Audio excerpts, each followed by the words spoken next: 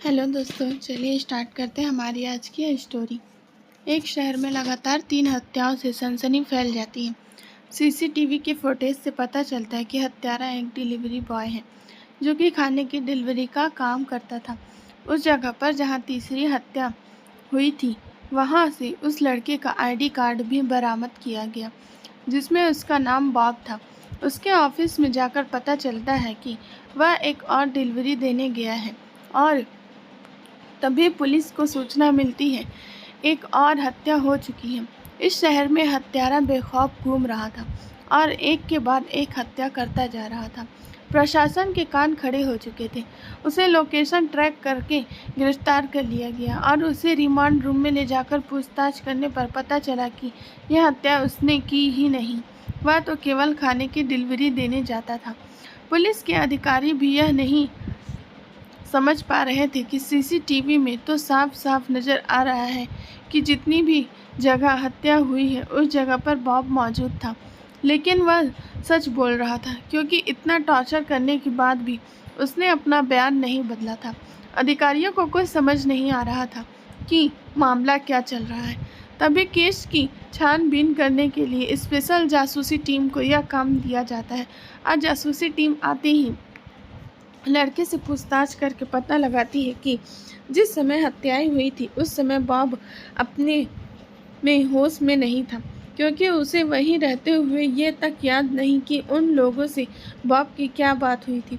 जासूसी टीम के अधिकारी बॉब का मस्तिष्क परीक्षण करवाना चाहते हैं क्योंकि उसी से पता चल सकता है कि उसकी मानसिक हालत ठीक है या नहीं और वह झूठ बोल रहा है। यह सच बॉब को हॉस्पिटल लाया जाता है और उसके दिमाग की स्कैनिंग की जाती है। रिपोर्ट में पता चलता है कि बॉब के दिमाग में एक चिप लगी हुई है जिससे उसे कंट्रोल किया जाता है। यह बात पता चलते ही जासूसी समझ जाती है कि जरूर इन हत्याओं के पीछे कोई और है जो कि बॉब को मोहर बनाकर अपराध को अंजाम दे रहा है और जासूसी टीम उसके दिमाग की चिप अनुसंधान केंद्र में भेज देते हैं जिससे यह पता लगाया जा सके कि उस चिप का कंट्रोल किस जगह से किया जा रहा है। जासूसी टीम की छानबीन चल ही रही होती है कि अचानक शहर में 2 हत्याएं और हो जाती हैं और वहां भी बॉब की तरह किसी और डिलीवरी बॉय के होने के सबूत मिलते हैं। जासूसी टीम के अधिकारी अब यह बात समझ चुके थे कि हत्यारा कोई और है, यह तो सिर्फ मोहरे हैं। लेकिन शायद अपराधी यह बात नहीं जानता था और वह लगातार जुर्म करता जा रहा था। चिप का परीक्षण होने के बाद पता चलता है कि इसे कंट्रोल करने के लिए 5 किलोमीटर के दायरे में ही रहना होगा, मतलब अपराधी शहर के अंदर ही है। यह बात साबित हो चुकी थी और अब बारी थी उसे पकड़ने की, जिसके लिए जासूसी टीम साइबर पुलिस की हेल्प लेती है और हत्या होने वाली जगह से 5 किलोमीटर के दायरे का नेटवर्क एक्सेस करवा लेती है, जिससे उन्हें अपराधी के ऑनलाइन खाता, इंटरनेट की तकनीकी गतिविधियों की जानकारी मिलने लगती है। जासूसी टीम को कंप्यूटर स्क्रीन पर एक सिग्नल दिखाई देता है जिससे यह पता चलता है कि कुछ ही दूर एक और व्यक्ति कंट्रोल करके एक रिहायशी बिल्डिंग में भेजा जा रहा है और जासूसी टीम तुरंत उस लोकेशन पर पहुंच जाती है और हत्या होने के पहले ही उस व्यक्ति को गिरफ्तार कर लिया जाता है। लेकिन ताज्जुब की बात तो यह है कि इसे भी बॉब की तरह कुछ याद नहीं था और यह भी अपने धुन में मस्त बिल्डिंग के अंदर प्रवेश कर रहा था, लेकिन इसकी चिप अभी भी कनेक्टेड होती है। इस वजह से उसे कंट्रोल करने वाले व्यक्ति की वर्तमान लोकेशन पता चल जाता है। जासूसी टीम पुलिस को अलर्ट करके उन्हें गिरफ्तार करवा लेती है।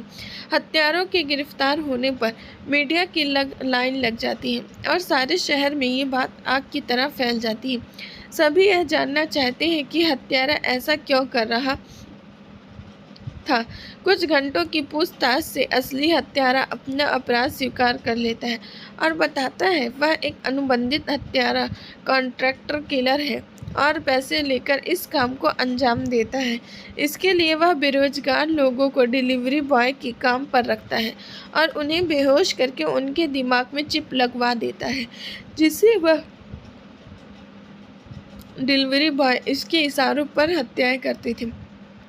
अपराधी के पकड़े जाने पर जासूसी टीम को पुलिस डिपार्टमेंट के उच्च अधिकारियों द्वारा सम्मानित किया जाता है और अपराध की दुनिया का यह अध्याय समाप्त हो जाता है। हमारी ये स्टोरी आपको अच्छी लगी हो तो कमेंट करके ज़रूर बताएं। Thank you so much.